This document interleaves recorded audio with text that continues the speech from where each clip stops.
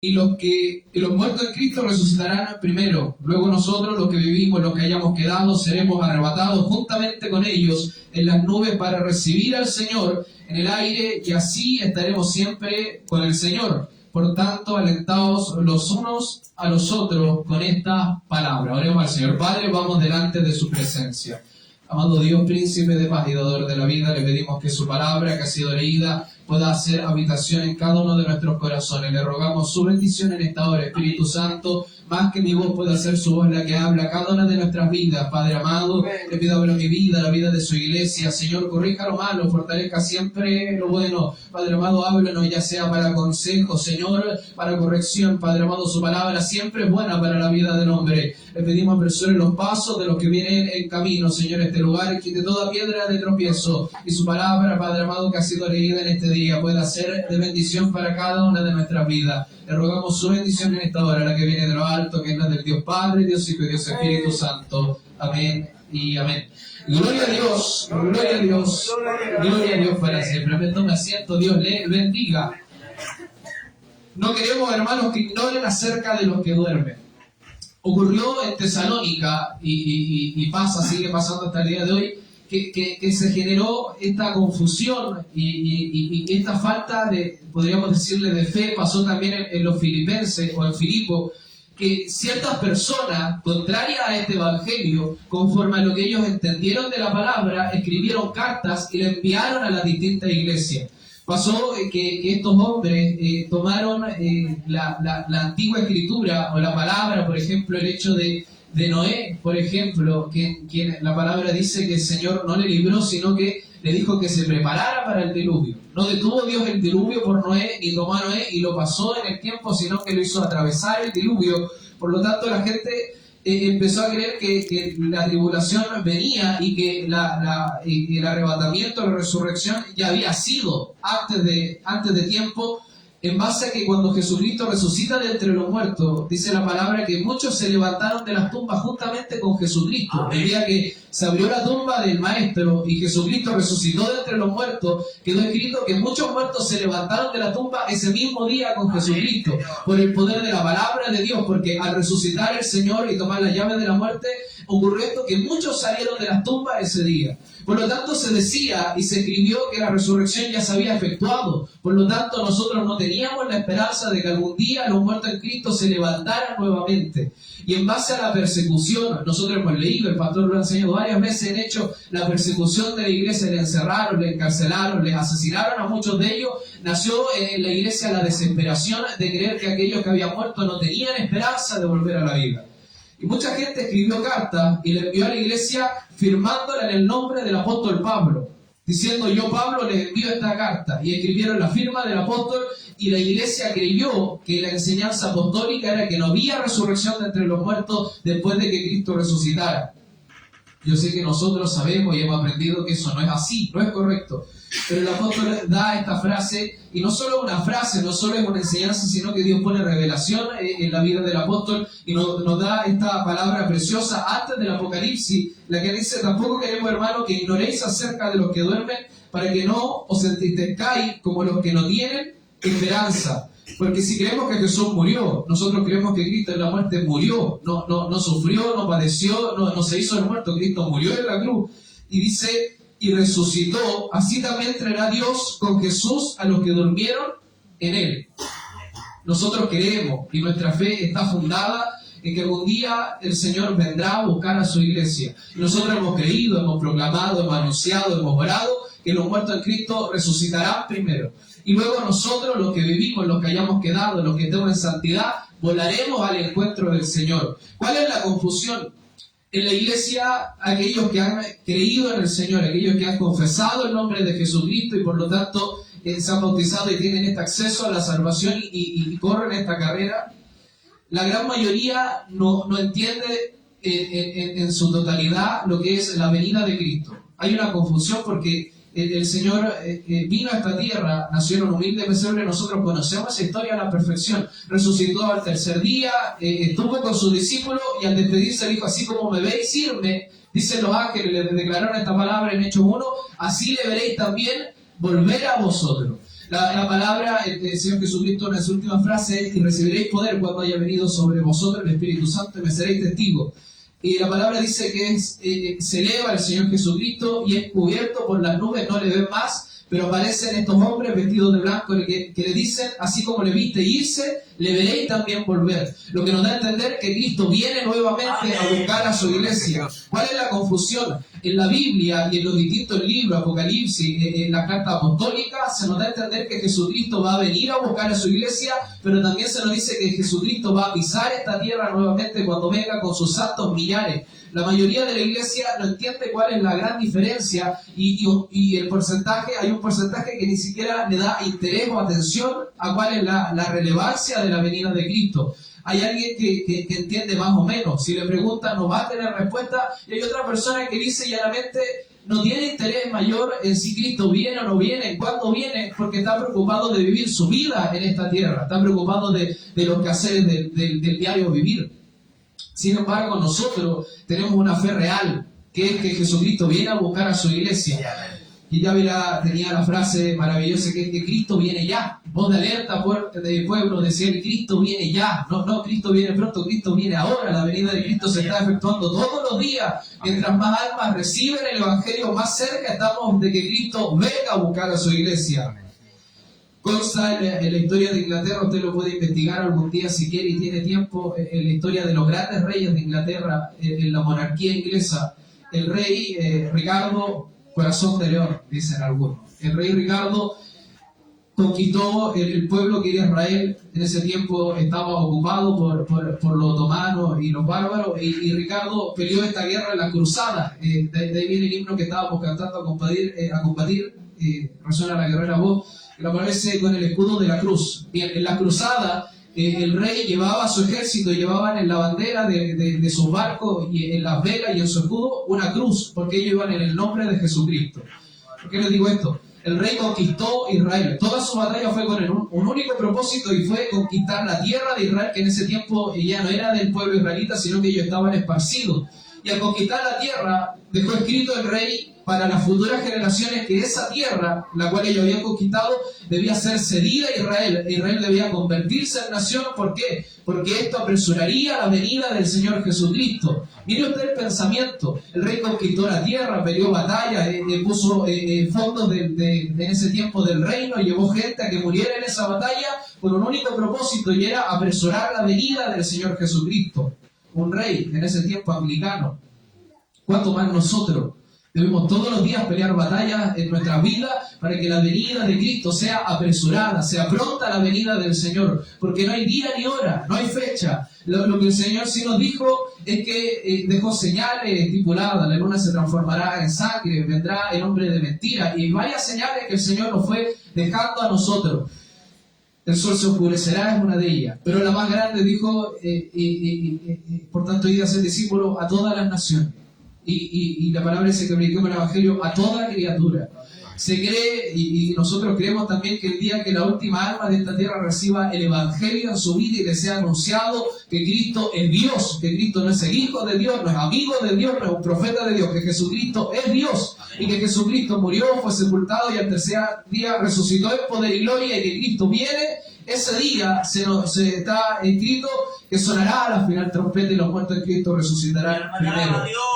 Nosotros debemos saber cuál es el Evangelio que hemos creído. Si nos preguntan, nosotros debemos tener claro que nosotros somos pretribulacionistas. ¿Por qué? Pues nosotros nos vamos antes de la gran tribulación. Las señales, el sol se oscurecerá, la luna se transformará en sangre, el anticristo, la marca de la bestia, todas esas cosas son para aquellos que se queden. Nosotros nos vamos en el arrebatamiento antes de que todo esto suceda. ¿Cómo sabemos esto? Por las siguientes razones. El día que Jesucristo enseñó todas estas cosas, le enseñó a sus discípulos que eran judíos. Todos los discípulos de Jesucristo ese día eran todos judíos. Y está escrito, y se lo enseña a nosotros, puede leerlo en Apocalipsis 12, está la mujer y el dragón. Si algún día tiene la oportunidad, lea ese capítulo, la mujer y el dragón. La mujer, dice la palabra, que ella estaba vestida del sol y estaba parada sobre la luna, y en su cabeza llevaba una corona de 12 estrellas.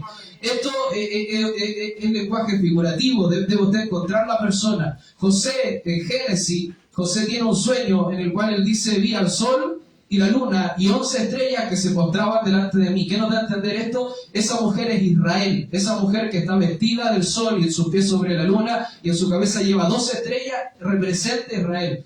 Y la palabra nos dice que aparece un dragón, que es la serpiente antigua, el cual se llama Satanás, diablo, nuestro adversario. Pero la palabra dice que esta mujer concibe un hijo, y el dragón quería devorarlo, pero es tomado el hijo y llevado al cielo, y la mujer, Israel, es quien huye. Nosotros somos el niño que nació ese día, porque nosotros no somos Israel, pero de Israel venimos todos nosotros, de la predicación del Evangelio, del anuncio de esta buena nueva. Todos nosotros venimos de aquellos discípulos. El primer predicador a los gentiles es el apóstol Pablo, que era judío, de la tribu de Benjamín. El primero en compartir el Evangelio con nosotros. Nosotros no somos Israel, pero de ahí venimos todos nosotros. Por lo tanto, nosotros seremos llevados e Israel tendrá que vivir la gran tribulación por su desobediencia. Por eso se nos manda a nosotros orar por Israel. No orar no solamente para que le vaya bien a Israel y sea bendecido Israel y Dios guarde a Israel, sino porque Israel va a tener que vivir la gran tribulación, va a tener que vivir todo ese proceso. Nosotros no, nosotros seremos llevados antes. Han leído ustedes y han escuchado seguramente Apocalipsis 22, 17. El espíritu y la esposa dicen: ven, y el que oye diga: ven, y el que tenga sed venga y tome del agua de la vida gratuitamente. La iglesia, que es la esposa del Cordero, nosotros estamos desposados con el Señor, debe todos los días pedirle al Señor que venga. ¿Cuántas veces en su oración diaria usted le dice: Señor, ven por mi vida, Señor, venga por su iglesia, Señor, venga por los suyos, Señor? ¿Cuántos de ustedes tienen el anhelo de fugarse de esta cárcel, de esta prisión terrenal? La gran mayoría tenemos vidas que vivir, tenemos planes que queremos cumplir y se nos olvida muchas veces decirle: Señor, venga a buscarnos a nosotros. ¿Cuál será la gran vida que podemos vivir en la tierra si el Señor nos dijo a nosotros: en el mundo tendréis aflicción? Esa es la sentencia de vivir en esta tierra. Pero el Señor a nosotros nos promete algo más grande, algo más maravilloso, que es dejar esta tierra y vivir un día en su presencia. El 15 dice: por lo cual os decimos esto en palabra del Señor. Esto es como cuando los profetas decían: vino mi palabra de Jehová, o así dijo el Señor, así es esta palabra. Dice: por lo cual os decimos esto en palabra del Señor, que nosotros que vivimos, que habremos quedado hasta la venida del Señor, no precederemos a los que durmieron. Porque el Señor mismo, y esto es lo importante, con voz de mando, con voz de arcángel y con trompeta de Dios, descenderá del cielo, y los muertos en Cristo resucitarán primero.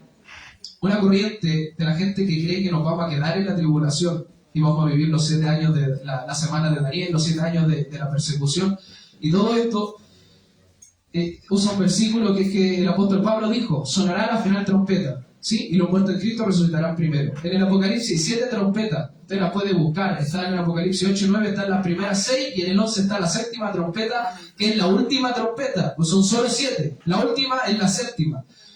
Se dice, se cree, se entiende o se pregona que la séptima trompeta es la final trompeta. Por lo tanto, todos nosotros nos vamos en la final trompeta. Entonces, se usa este texto para decirnos a nosotros que como la séptima es la última trompeta, nosotros vamos a tener que vivir las 6 trompetas primero. Eso está equivocado. ¿Por qué? Porque esa trompeta, la palabra dice que vino el primer ángel y tocó la trompeta. Vino el segundo ángel y tocó la trompeta, y así el tercero, el cuarto, el quinto, el sexto y el séptimo. Son todos ángeles. Aquí la palabra que acabamos de leer dice: porque el Señor mismo, sea Jesucristo, con voz de mando, con voz de arcángel y con trompeta ¿de quién? De Dios, no de ángel. No de arcángel, no de querubín, no de serafín, con voz de Dios, con trompeta de Dios. Vendrá el Señor mismo en persona y tocará la final trompeta. Por lo tanto, las 7 trompetas del Apocalipsis son un tema aparte. Nosotros cuando decimos la final trompeta es la que sonará para avisarnos a nosotros que nos vamos con el Señor. No que viene tribulación, no que viene problema. No, nosotros nos vamos con el Señor en la final trompeta. Dice el 17: luego nosotros, los que vivimos, los que hayamos quedado, seremos arrebatados juntamente con ellos en la nube para recibir al Señor en el aire, y así estaremos siempre con Él. La segunda venida de Cristo no es cuando el Señor viene a buscarnos a nosotros. No, porque el Señor nos va a tocar la tierra ese día. Cuando se abran los cielos y suene la final trompeta, porque sonará la final trompeta, y los muertos en Cristo resuciten primero, y nosotros volvemos al encuentro del Señor para recibirle en el aire. Por lo tanto, Jesucristo no va a poner sus pies sobre esta tierra cuando venga a buscar a su iglesia. Esa no es la segunda venida del Señor. Esa es el rapto de la iglesia. Nos vamos con Él. En la segunda venida del Señor, la palabra dice que viene Jesucristo acompañado de sus santos millares. Por lo tanto, nosotros ya nos habremos ido con el Señor. ¿Cómo podríamos venir con el Señor? Dice sus santos millares, o sea, la iglesia. ¿Cómo podríamos venir con Él si no nos hemos ido con Él? ¿Se entiende? ¿Cómo podría la iglesia venir con el Señor si nos ha ido primero con el Señor? Cuando el Señor venga, la palabra dice que pondrá un pie sobre la tierra y la tierra se partirá en dos y los montes se huirán a su presencia. Y aquellos que hayan profanado el nombre del Señor, que queden en esta tierra, la palabra profetiza mal sobre ellos. Usted puede leerlo algún día. Voy a intentar no ser tan específico y niño en este lugar, pero es terrible lo que viene para la vida de aquellos que no hayan obedecido a la voz del Señor. Ahora, respecto a la 6 y a la 7ª trompeta, hay un pasaje en el libro de Job, lo tengo anotado acá, si usted quiere algún día lo busca, está en Job 5:19, dice: en 6 tribulaciones te librará y en la 7ª no te tocará el mal. En 6 tribulaciones el Señor te librará y en la 7ª no te tocará el mal. Coincidentemente, Dios nada es coincidencia, pero digamos nosotros coincidentemente, son 7 sellos los que se desatan, son 7 las trompetas que se tocan. Por lo tanto, el Señor nos va a librar de las 6 y aún de la 7ª. Nosotros no veremos la tribulación en esta tierra. Quiero también que leamos, si alguien puede buscar rápidamente 1 Corintios, capítulo 15, el que sea, que lo encuentre. Busquemos todos juntos, de hecho vamos a buscar 1 Corintios. Vamos a ir al capítulo 15. Quiero que leamos esto juntos porque es maravilloso. 1 Corintios, búsquelo ahí con tranquilidad. Vamos a ir al capítulo 15, al versículo 52. 15:52.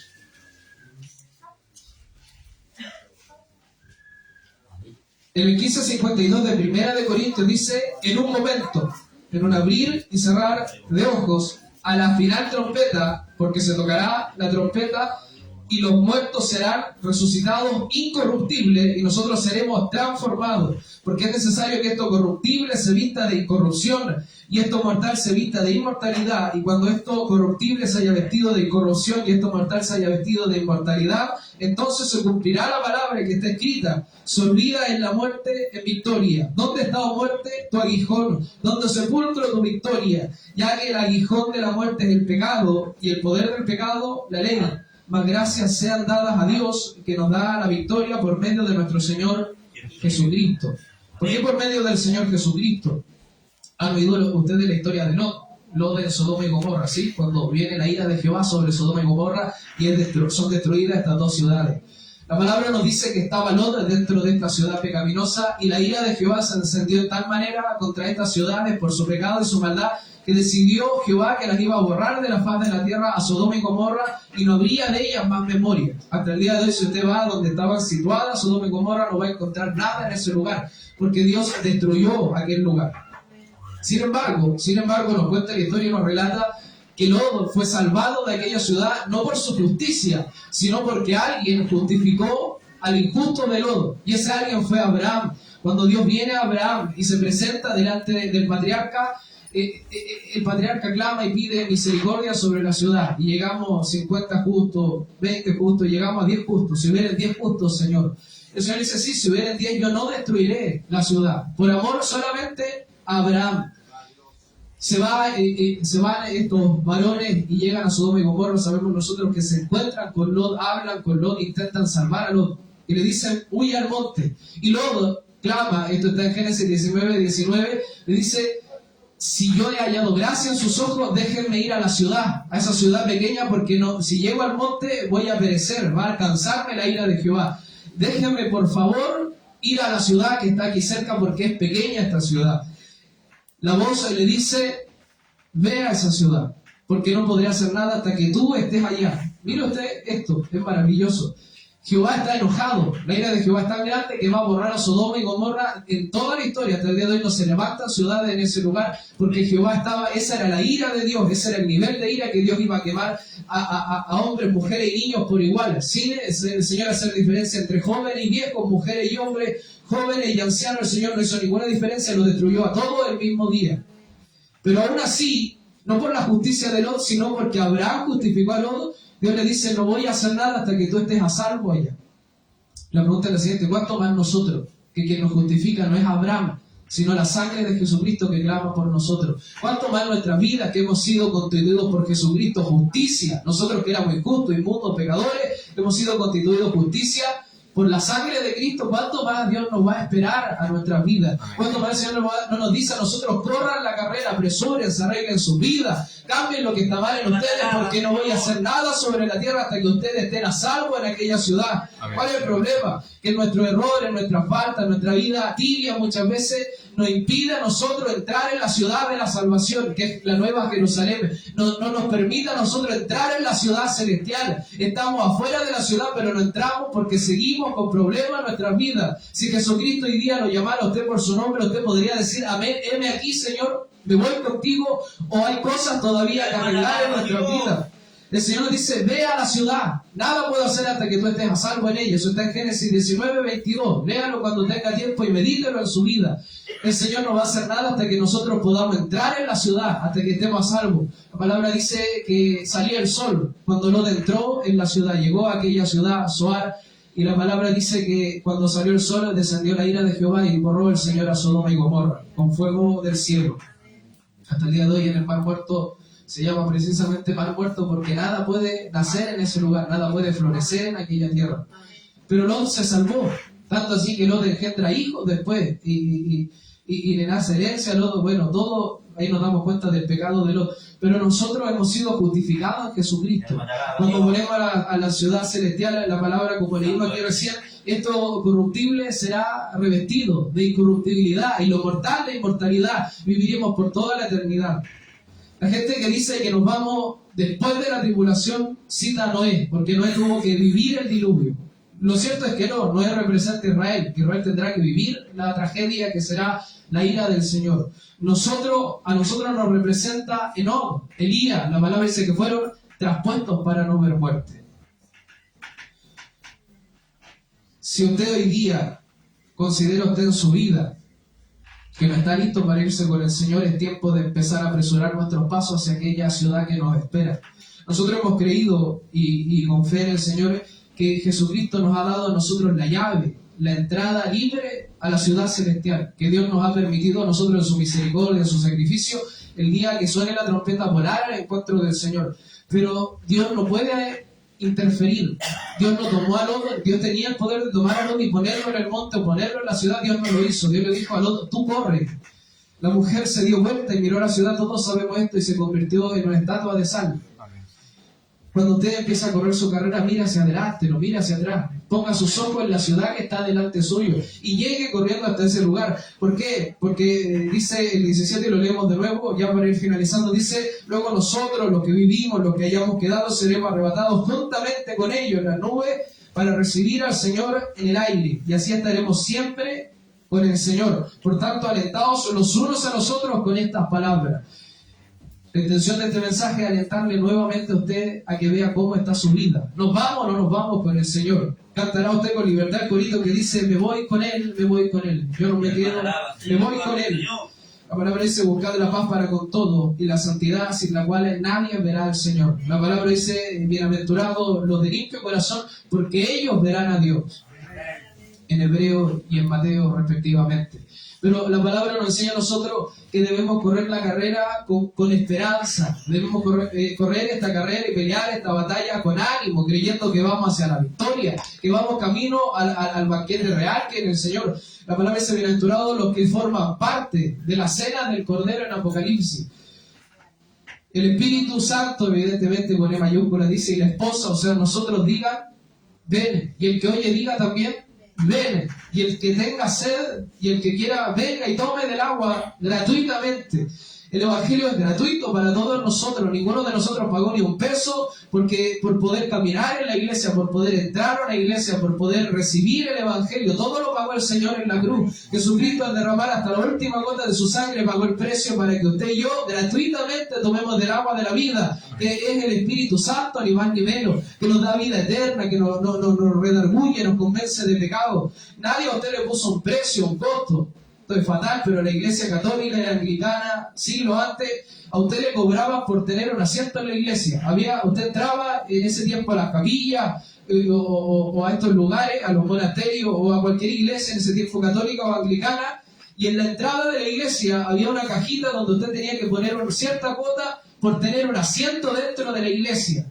¿Cuánto a usted le cobraron el día que usted entró por la puerta de la iglesia por primera vez? ¿Cuándo vio usted al portero que le recibe con tanto amor y cariño decirle, ponerle la manito ahí para que usted pase la plata o hacerle así con los dedos? Nunca. Usted, el día que llegó, ¿qué le dijeron a usted? Bienvenido a la casa del Señor, bienvenido al palacio del Señor. Esta es casa de oración y puerta del cielo. Nunca nosotros vamos a transformar, y Dios nos libre de transformar este lugar en cueva de ladrones. Nosotros hemos santificado los lugares que decimos ser iglesia para que Dios pueda moverse libremente en medio nuestro. Cuando suene la final trompeta, ¿cuánto esperan esa final trompeta? El día que a usted le pregunte, o le diga, o le hablen a usted que nosotros vamos a vivir la tribulación, usted tenga firmeza en lo que usted cree. No, nosotros no vivimos la tribulación. Y si la persona que a usted le habla no entiende, no quiere aceptar, él tendrá que vivir la tribulación y le va a costar caro. Porque después de que Cristo arrebata a su iglesia, nadie se va a salvar vivo. Todos tendrán que ser mártires los que quieran salvarse de ahí para allá. El Señor arrebata a su iglesia, empieza la tribulación, y los que tengan el testimonio de Jesucristo y guarden la ley, no solo como nosotros por gracia, sino que van a tener que guardar toda la ley de Jehová, esos podrán ser salvos, pero siendo mártires. No entrarán vivos en el reino de los cielos. Pero usted lo drástico, lo dramático. Está en la Biblia, dice que en aquel día, está en el capítulo 12 de Apocalipsis, la mujer y el dragón, al final, el último versículo, dice que aquellos que guarden la ley de Dios y tengan el testimonio de Jesucristo, las dos cosas, tanto el Evangelio de Israel como el nuestro, lo guarden los dos, esos podrán ser salvos. Solo ellos tendrán que combatir contra el diablo en persona y morirán, perecerán todos ellos, y así alcanzarán el reino de los cielos algunos de ellos, pero corren el riesgo de que cuando Satanás sea librado, les tiente a ellos y renuncien a Dios. Eso está escrito en la Biblia. Por lo tanto, que lo más conveniente para usted y lo más recomendable, váyase en el arrebatamiento. Cuando Cristo aparezca en la nube, váyase con el Señor. Y lo que usted le hace en esta tierra, si usted algo le persigue, siempre con sensibilidad se dice esto, los que han partido antes de nosotros, los que nos preceden en esto, el día que suene la trompeta, si ellos fueron fieles al Señor Jesucristo, si ellos le confesaron con sus labios, si ellos creyeron en Él, ellos resucitarán antes que nosotros. Ni siquiera se preocupen por ellos, ellos van a llegar al Señor justo antes que nosotros. Usted va de segundo, los que murieron en Cristo van de primero. Mire usted lo maravilloso. Así que si tiene preocupación por alguien que partió antes que usted, si él puso su fe en Jesucristo, va adelante de usted, ya le lleva pasos de ventaja, porque cuando suene la trompeta volará primero que usted y luego nosotros le seguiremos al encuentro del Señor. ¿Cuánto dan gloria a Dios por eso? La palabra nos enseña a nosotros y nos dice en todos estos pasajes que nosotros tenemos la bendición maravillosa de que no pasaremos tribulación. Dios nos guardará, Dios nos librará a todos nosotros, Dios nos librará de la tribulación, no en la tribulación, no dentro de ella. Antes de que venga la tribulación, nos vamos con el Señor. Y leemos el 18 ya, para terminar con esto, se ponen en pie si quieren, pónganse en pie, vamos a leer el 18. Y cerramos este precioso mensaje para la gloria de Dios. Amén. Dice el 18, por tanto, digo usted, por tanto, alentaos los unos a los otros con esta palabra. Cuando vea a su hermano medio dudoso del camino, aléntelo usted y dígale, cuando suene la final trompeta, viene la trompeta, nos vamos con el Señor todos nosotros juntos. Amén. Oramos al Señor. Padre, vamos delante de su presencia. Amado Dios, le damos gracias por esta palabra.